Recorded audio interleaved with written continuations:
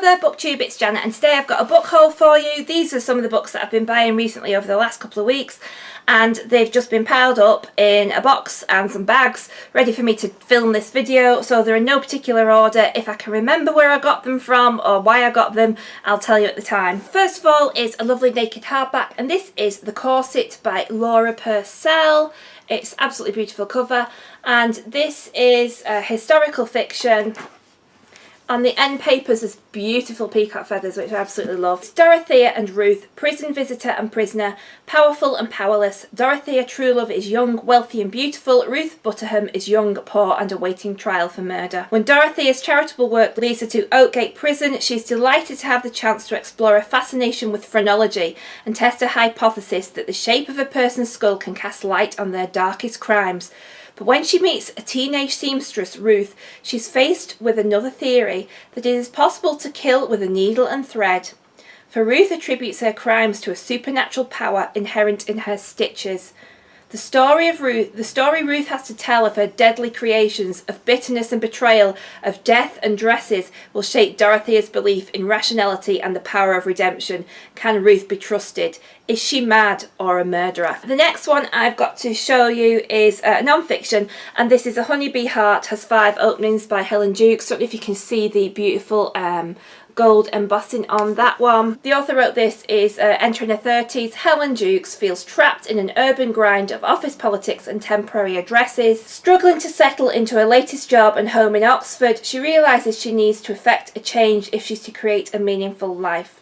One that can accommodate comfort and labour and love. Then friends give her a colony of honeybees. According to folklore, bees freely given bring luck, and Helen embarks on her first full year of beekeeping. But what does it mean to keep wild creatures? In learning about the bees, what can she learn of herself? And can travelling inside the hive free her outside it?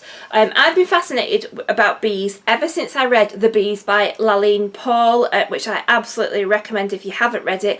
The whole story is the protagonist is Flora 717, a bee, and you will just absolutely be completely drawn into life in the hive. So ever since I read that, I want to know more about bees. They fascinate me. One of my friends is a beekeeper, and I just love talking to her about the bees, and she tells me all about them, and I just think they're amazing creatures. The next one I've got to show you is The Way of All Flesh by Ambrose Parry. This is written by a husband and wife team of Chris Brookmeyer and Marissa Heitzman, and they live in Glasgow, and it's got on the end papers a map, which I absolutely love books with maps on them, and I do believe that this is set in Edinburgh. Yes, it is, and I absolutely love Edinburgh. It's one of my most favourite places, and it's set in one of my most favourite time periods, and that is Edinburgh 1847. In the city's old town, a number of young women have been found dead, all having suffered similarly gruesome ends. Across the city in the new town, medical student Will Raven is about to start his apprenticeship with the brilliant and renowned Dr. Simpson. And I do believe Dr. Simpson was a real figure. I think he's the guy who pioneered modern anaesthetics. Simpson's patients range from the richest to the poorest of this divided city. His house is like no other, full of visiting luminaries and daring experiments in the new medical frontier of anaesthesia. Oh, there you go, I was right. I was paying attention in nursing school. It is here that Raven meets housemaid Sarah Fisher, who recognises trouble when she sees it and takes an immediate dislike to him. She has all of Raven's intelligence but none of his privileges, in particular his medical education. With each having their own motive to look deeper into the city's spate of suspicious deaths, Raven and Sarah find themselves propelled headlong into the darkest shadows of Edinburgh's underworld, where they will have to overcome their differences if they are to make it out alive. And now this book was bought completely as a result of my very first attendance at a literary festival. At the beginning of October, Eleanor and I went to the first weekend of the Cheltenham Literary Festival, which I absolutely loved. It exceeded all expectations, despite the fact that all day on the Saturday it rained, and we went to see Kate Atkinson, and she read from her new book Transcription, which has got a delightful flamingo on the front, and this is set during the war in Britain in 1940 and then again in 1950, and it follows Juliet. She's recruited into the world of espionage. Basically, I think she starts off as a typist, and I don't really want to know too much more about it than that, because it was enough to sell both myself and Eleanor on the book, just to hear Kate read a passage from the book, which was intriguing but really funny as well. She reads the book so well, and obviously I think Kate is quite tried and tested. She's proved herself as a great author, so you know, I think I'm in safe hands by buying this one. So while we were at the Cheltenham Literary Festival, Eleanor surprised me with 2 books that she bought me for my birthday, and the first one she got me is Homegoing by Yaa Gyasi, and I've had this on my wish list for quite a while, and it's Effia and Essie, 2 sisters and 2 very different destinies. One sold into slavery, one a slave trader's wife. The consequences of their fate reverberate through the generations that follow, from the Gold Coast of Africa to the plantations of Mississippi, from the missionary schools of Ghana to the dive bars of Harlem. Spanning continents and generations, Yaa Gyasi has written a miraculous novel, an intense, heartbreaking story of one family, and through their lives the story of America itself. So I think it sounds really a really good read, and anything to do with slavery and that period of history I'm really interested in. And then she also bought me All Among the Barley by Melissa Harrison. So the autumn of 1933 is the most beautiful Edie Mather can remember, although the Great War still casts its shadow over the fields and villages around her beloved home, Wych Farm. Constance Fitzallen arrives from London to document fading rural traditions and beliefs. For Edie, who must soon face the unsettling pressures of adulthood, the glamorous and worldly outsider appears to be a godsend, but there is more to the older woman than meets the eye. As harvest time approaches and pressures mount on the entire community, Edie must find a way to trust her instincts and save herself from disaster. Next book that I have just found in my bag relates to one that I've got previously, and that is Buzz by Thor Hansen, and this is a book about the nature and necessity of bees. So again, another book about bees that, you know, will hopefully extend my interest in bees and my love that I have suddenly found of natural history in my mid-40s. And it's often said that bees provide every 3rd bite of food in the human diet, but like so many of the natural wonders we rely on, they now fly mostly under the radar. What we do know about bees makes for an irresistible story.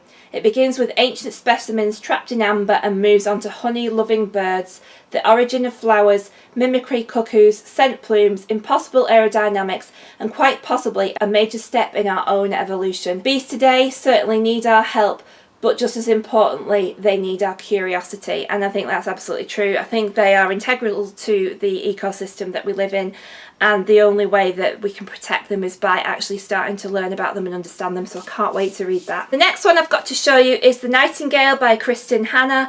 I've read one other book by Kristin Hannah, and it was quite a while back, and it was called The Night Road. Really enjoyed it. I think I've got a couple of others of hers on the shelves. I believe this one is set in the war, and I love anything to do with that period in history, so I think Kristin Hannah and the war, and I've heard great things about this book, so it was one of them that I was really keen to pick up. This is a book that I picked up when I was wandering around the Waterstones tent at the Cheltenham Literary Festival, and this is Flawed, When Seven Lives Collide, and this is a YA book that is written by 7 authors, and they are Sarah Bernard, Holly Bourne, Tanya Byrne, Non Pratt, Melinda Salisbury, Lisa Williamson and Eleanor Wood, and I've heard good things about it. I think, you know, it could be very hit and miss whether a book like this would work with so many authors, but apparently it's got really good reviews, and it's When They Got in a Lift They Were Strangers.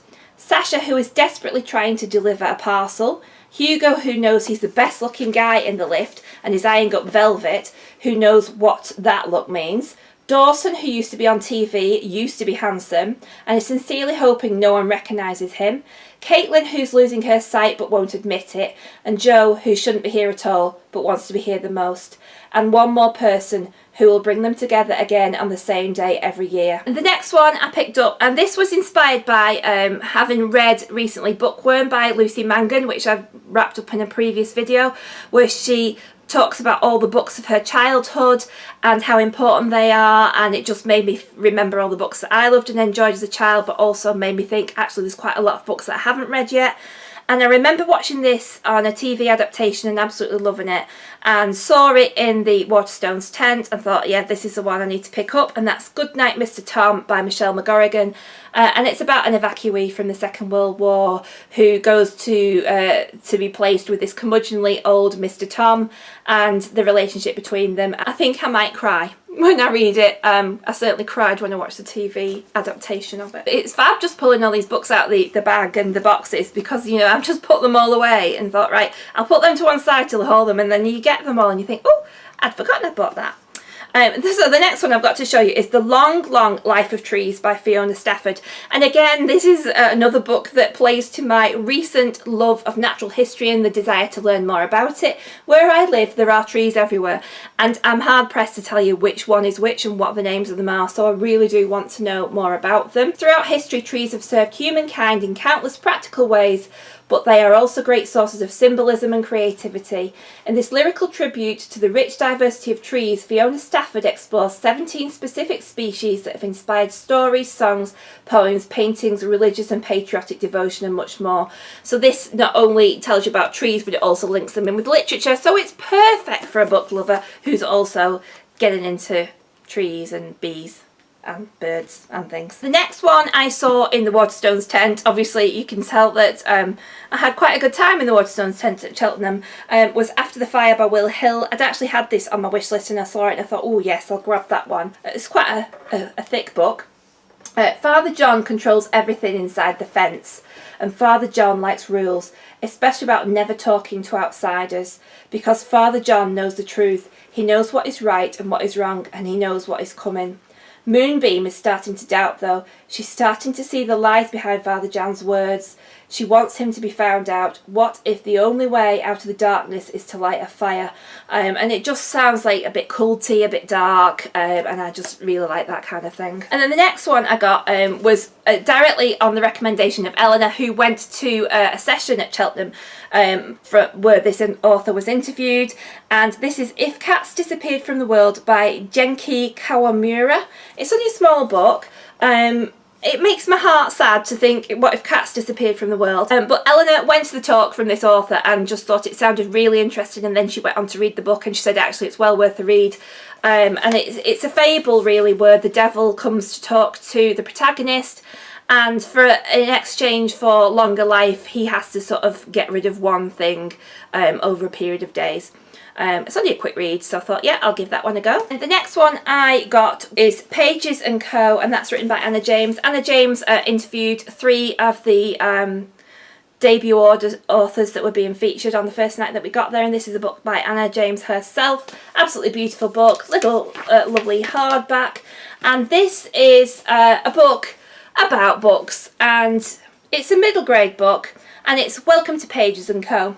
Since her mother's disappearance, Tilly has found comfort in stories at Pages & Co, her grandparents' bookshop. But when her favourite characters, Anne of Green Gables and Alice in Wonderland, appear in the shop, Tilly's adventures become very real. Oh God, I would just love it if Anne of Green Gables appeared here, because I would just love to have been Anne's friend. Not only can she follow Anne and Alice into their thrilling worlds, she discovers she can book wander into any story she chooses.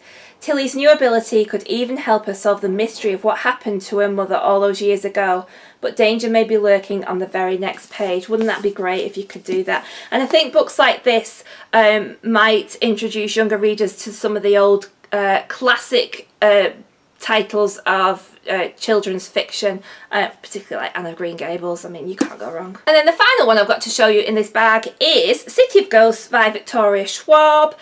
This is a middle grade ghost story. Cass can pull back the veil that separates the living from the dead, so that's again grips me straight away because I love anything like that. When Cass's parents start hosting a TV show about the world's most haunted places, the family heads off to Edinburgh. Here, graveyards, castles and secret passageways teem with restless phantoms. But when Cass meets a girl who shares her gift, she realises how much she still has to learn about the veil and herself, and she'll have to learn fast. The City of Ghosts is more dangerous than she ever imagined. So that's it for this chunk of the books I've hauled recently. I will see you all soon, BookTube. Keep reading. Bye!